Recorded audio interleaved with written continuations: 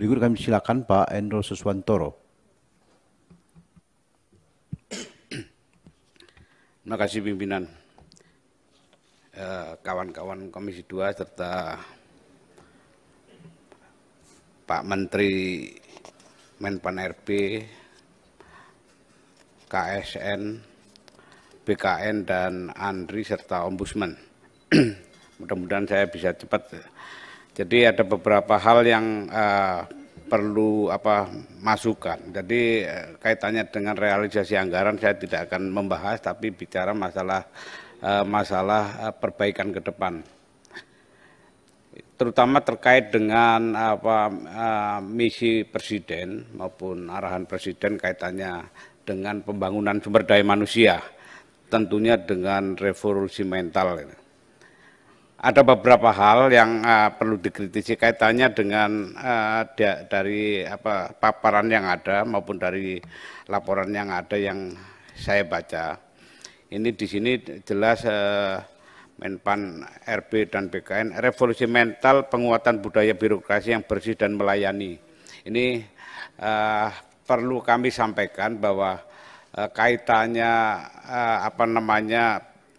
penguatan budaya birokrasi yang bersih dan melayani ini kok di tengah suasana sekarang yang begitu ekstrim kiri dan kanan begitu kencang itu, ini nampaknya ini jargon atau statement ini perlu dirubah kaitannya dengan revolusi mental yang kaitannya dengan yang lebih ideologis, lebih Pancasilais itu. Jadi tidak sekedar profesional kayak robot, tapi dia punya hati. Nah ini yang perlu kami tekankan di sini. Karena apa? Sudah saatnya lah, Pak Menteri juga pernah memaparkan bahwa saat ini ASN yang terpapar radikalisme begini-begini. Ini kan perlu revolusi mental. Nah, saya tidak tahu apakah kebetulan BPIP ada di mitra sini Komisi 2 juga. Apakah BPIP pernah memberi saran terhadap kementerian yang ada kaitannya untuk program-program kebijakan ke depan? Ini kalau ada tinggal menjalankan, termasuk juga dari LAN bisa juga melakukan kajian-kajian lebih mendalam.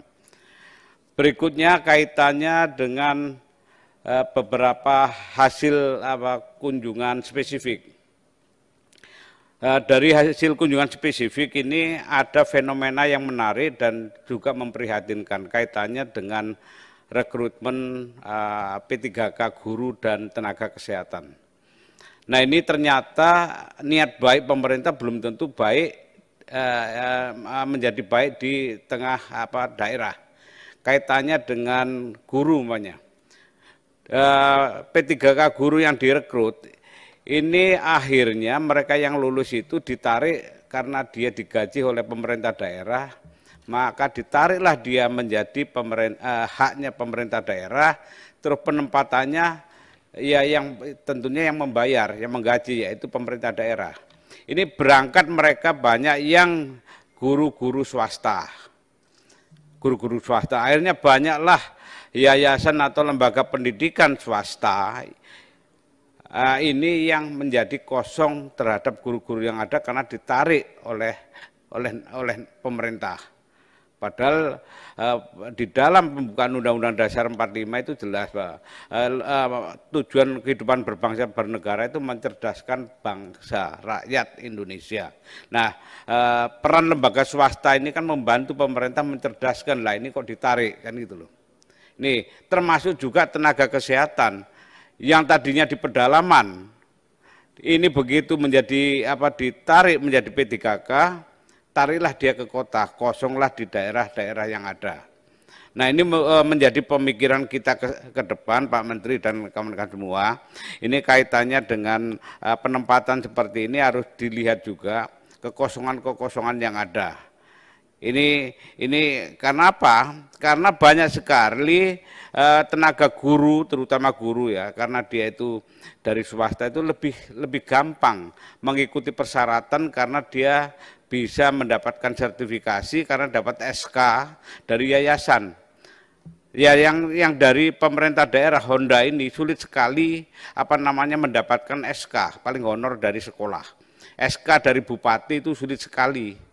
Malah saya lihat beberapa daerah ini sekarang SK-nya yang tadinya tenaga pendidik itu diturunkan derajatnya menjadi tenaga tata usaha. Banyak seperti itu, saya nggak tahu maksudnya seperti apa. Toh ini akhirnya menjadi masalah. Berikutnya kami juga ingin kaitannya dengan pelayanan publik. Ini mungkin ke depan perlu dipikirkan. Tadi di daerah banyak juga yang sudah baik. Ini kaitannya lembaga vertikal. Lembaga vertikal itu yang sulit sekali diajak bekerja sama dengan daerah masuk ke pelayanan publik. Hanya daerah saja, tapi lembaga vertikal umpamanya pelayanan seperti apa? Umpamanya Kementerian ATR BPN, pelayanan seperti apa? Kementerian yang lain juga sama. Yang di sini yang kelihatan di Komisi 2 itu ATR BPN ada displaynya, tapi pasti nggak ada orangnya dan nggak ada pelayanannya. Nah ini menjadi pemikiran kita ke depan bagaimana lembaga-lembaga vertikal ini bisa membantu pemerintah daerah ikut dalam satu atap pelayanan publik. Yang berikutnya kaitannya dengan KASN, saya sepakat ini diperkuat di era otonomi daerah pilkada langsung. Walaupun sekarang sudah baik, harus ditingkatkan kaitannya yang dikatakan merit system. Menurut saya ada fenomena merit system itu hanya sekedar formalitas di daerah. Apa maunya kepala daerah ya ikut aja. Dimulai dari umpamanya pansel, sudah main-main di situ, yang jadi juga itu. Walaupun tes seperti apa, bagusnya kayak apa, ini merit sistemnya juga nggak terlihat. Kalau mau bukti, saya ada buktinya. Jadi ini tolong KASN juga lebih serius menjaga profesionalitasnya. Janganlah takut dengan politik kekuatan politik yang ada. Berpijaklah pada profesionalitas, karena ASN ini adalah softwarenya dari suatu perangkat yang dalam hal ini negara. Berikutnya kaitannya juga dengan LAN, mungkin ada kajian-kajian supaya ini negara ini menjadi lebih baik. Perlu dikaji mana yang perlu menjadi lembaga vertikal atau yang tidak. Sesuai dengan visi dari Bapak Presiden, kaitannya dengan kita ingin swasembada beras semuanya. Ini kalau kita lihat di daerah dengan desain birokrasi, desain organisasi, ini kan penyuluh pertanian ini kan diombang-ambingkan di daerah karena bukan lembaga vertikal. Coba kalau di tingkat pusat di kementeriannya dia dinaikkan derajatnya menjadi badan, di bawahnya itu vertikal, ini dia itu kan akan serius terhadap pembinaan pertanian. Tapi kalau masih seperti ini, begitu rezimnya berubah, kebetulan dia tidak berpihak, itu pasti digusur kemana-mana. Ini fenomena yang terjadi di daerah semacam itu. Berikutnya kaitannya dengan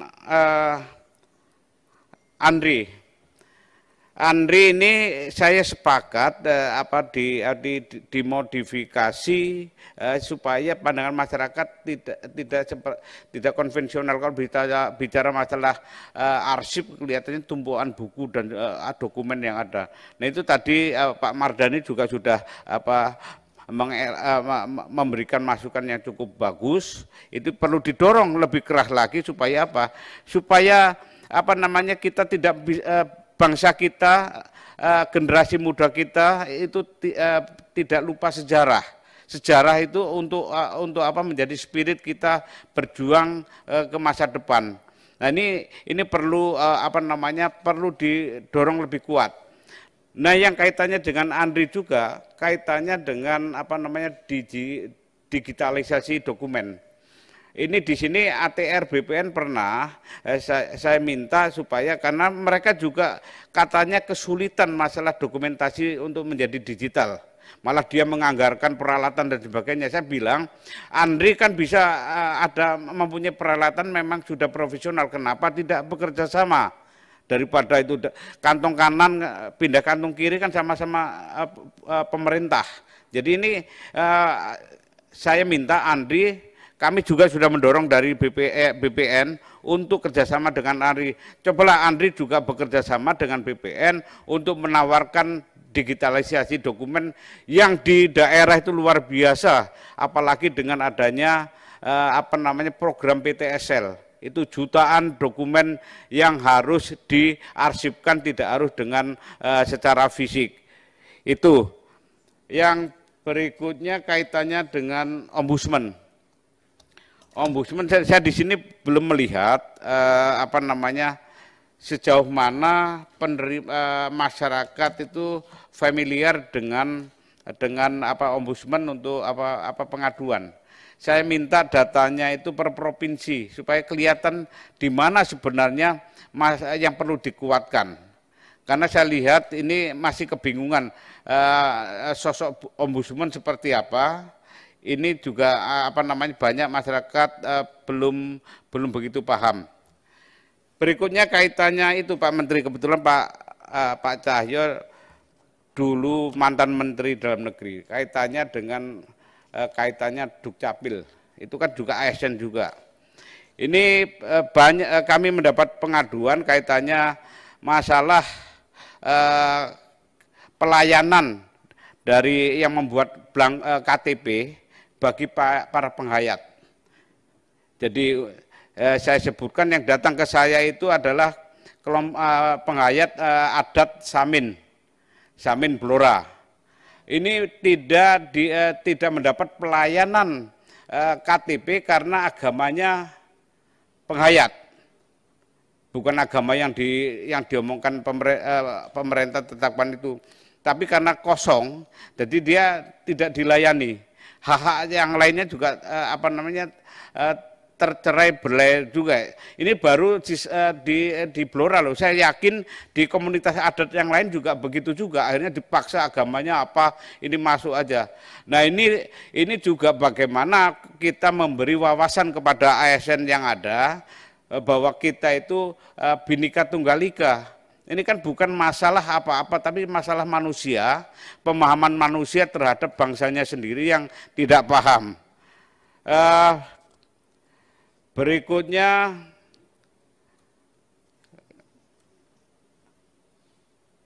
itu kaitannya dengan KSN lagi. Ini ada 68% dari total 114 rekomendasi yang diterbitkan KSN sebenarnya 68% telah ditindaklanjuti oleh BPK. Nah, yang sisanya itu seperti apa bentuknya? Yang tidak ditindaklanjuti karena ada konflik kepentingan atau unsur politik dari BPK terhadap ASN-nya. Nah, ini mungkin bisa didorong menjadi lebih baik lagi. Mungkin itu pimpinan. Terima kasih. Terima kasih Pak Endro Suswantoro.